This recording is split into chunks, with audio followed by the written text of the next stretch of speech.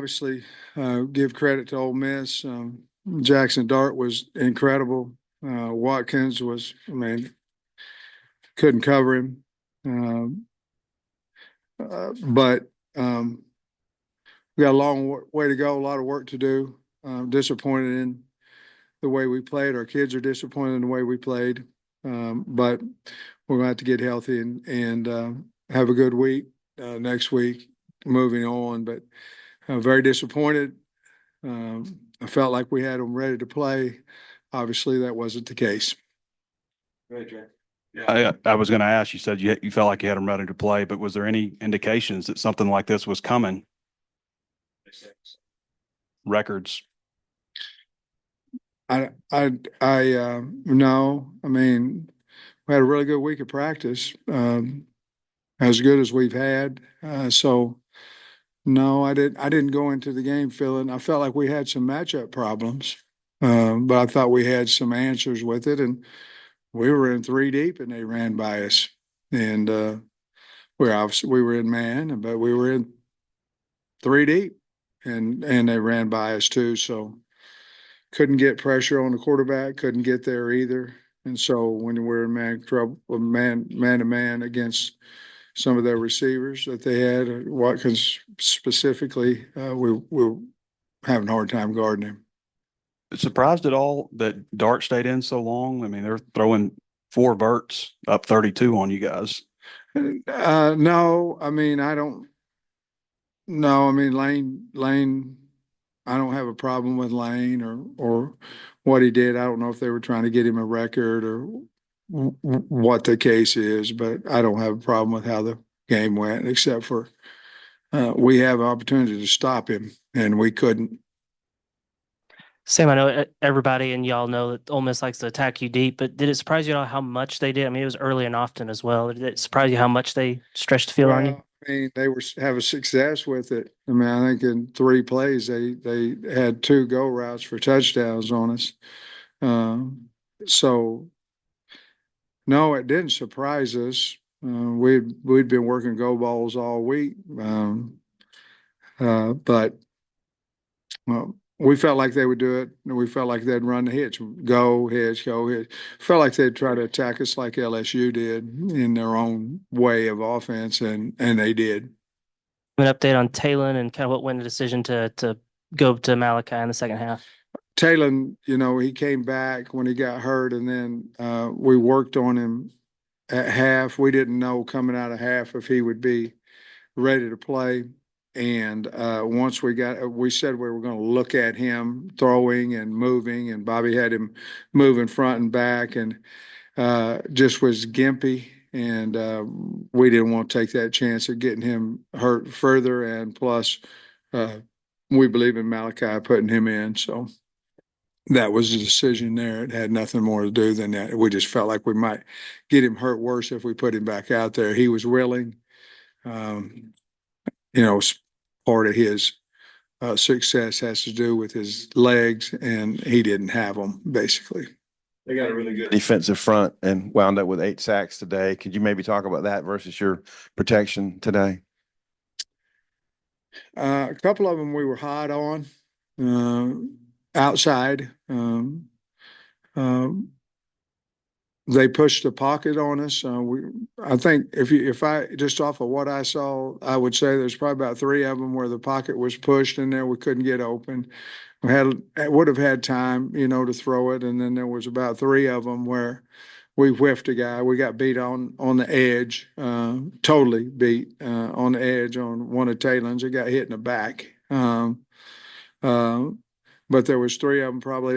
They had a pick twist, so we were sliding right into it. And how we didn't get that one picked up is I have to look at the film, but we should have, because it was 3 for 3 in a slide. So I didn't feel the edge as much. Before it was like tackle defensive ends getting beat 1-on-1. I didn't feel that. I felt more of the inside twist game that was our problem.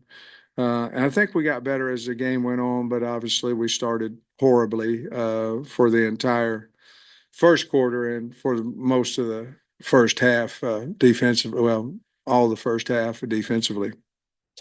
We had only seen a few glimpses of Singleton, but today he operated, he had scoring drives, just maybe what you thought of him in that role today. Well, I think he took control.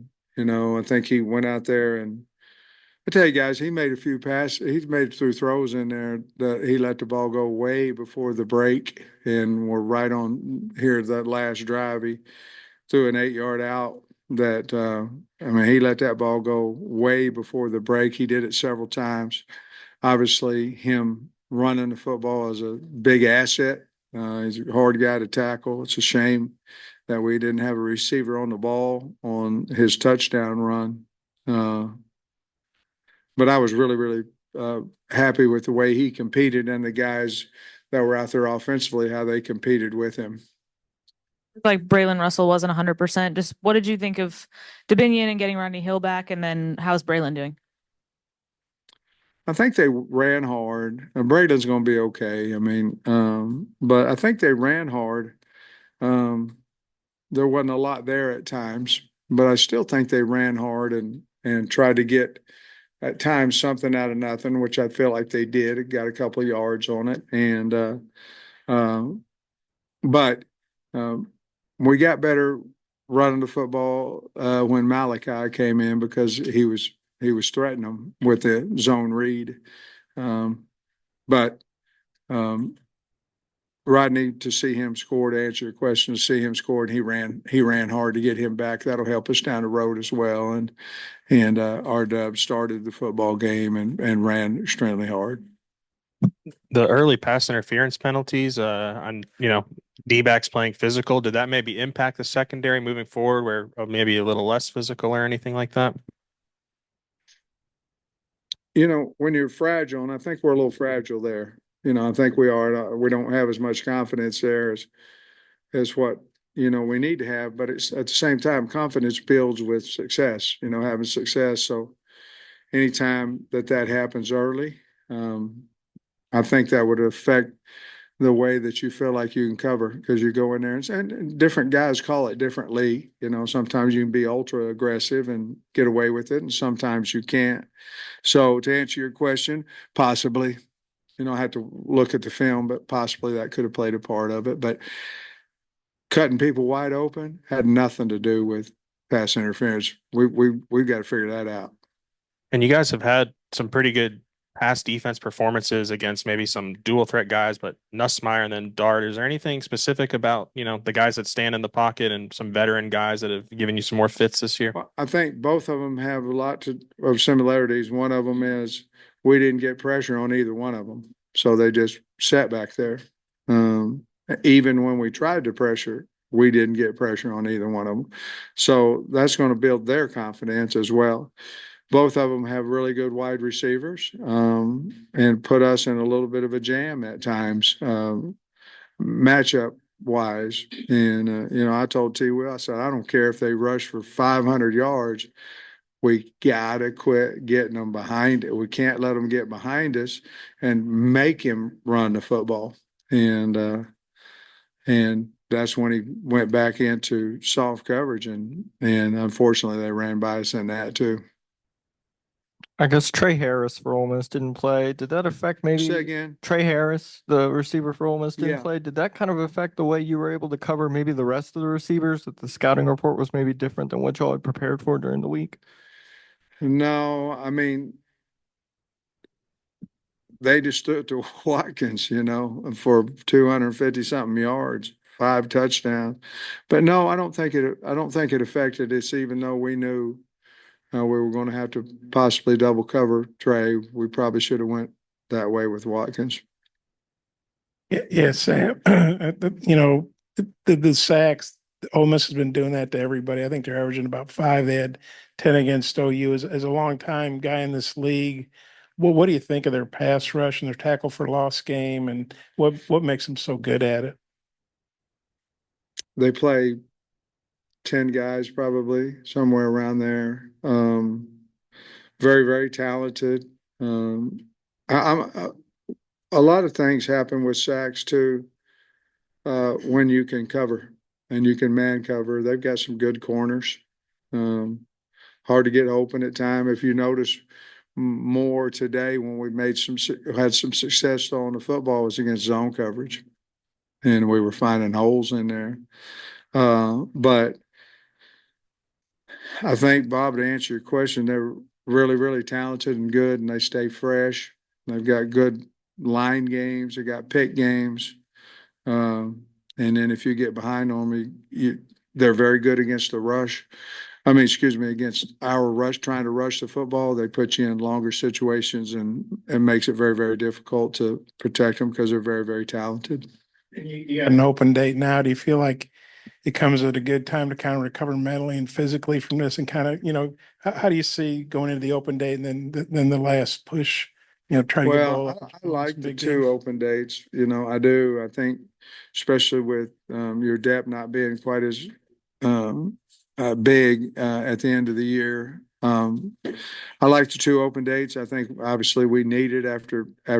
You can look at it two ways. You're either so mad that you want to get it back out there and get that nasty taste out of your mouth in a week's time, or you say, hey, we can't fix it in a week's time. We need more time. That's how we'll look at it. We need a little bit more time. We have Texas, Louisiana Tech, and Missouri left. So I like where it came. Obviously, wish we would have won today. So we be talking a little bit different than what we're going to talk. What that meeting was in there was certainly different than what we all wanted it to be. Sam, I know this is a new team, but last year y'all's defense was pretty good through the first 8 games and kind of let go of the rope down the Yeah. stretch. How confident are you that maybe won't be a repeat performance this year? Well, each team's different. I know what you're talking about with, we played really well and then we haven't. I understand the question. I think it's a fair question. But teams are different. We probably have to go back and look at that in the off week too and go, okay, are we showing our hand? What are we doing here? Because obviously Lane and them had something today. And I don't know if it was alignment of the D lineman. But he didn't play a whole lot of fastball today. It was all see what we're given, check, and him and T Will were having a check to check. And obviously they won, and so I think we do have to go back to look at that because if you look at even last week, we didn't play as, with minus the turnovers, we gave up about 500 yards last week too. I believe in our kids. I believe in our coaches. We'll go look at it and see if we can't get it fixed. I believe we can. I think a couple of weeks ago you mentioned that Jalen Braxton had a chance to come back after the bye. Do you have any update on him potentially being able to return, and how big would he be if he's able to? Well, all I know is that he's ran on grass. Before it was always in the pool and on the treadmill in the pool and not fully weighted. So that's all I know, that he's played on the grass. He has not practiced or anything like that. So I can't really answer that question until next week. What message do you want to get across in the locker room just then?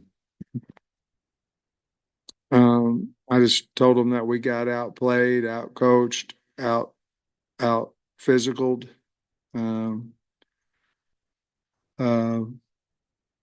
And that we've got 3 games left. And if we can win each one of them, we can hold our head up and go on to whatever bowl. This team, I told them that we can't have 80 that are going to go fight and 20 that don't. I told them if we're not willing to fight now, then we won't fight the rest of our life. But if we do, we'll fight the rest of our life. So I like this team. I hate that we got beat. I hate it for the university. I hate it for the state. But I do like this team. And I know I'm gonna catch hell for that, but I do. I like the kids, and I think they'll come back and fight and correct what a lot of things that were wrong today, if we physically can do that, which we can, and come back and give a good showing when we go out there and play Texas the next time we're out there.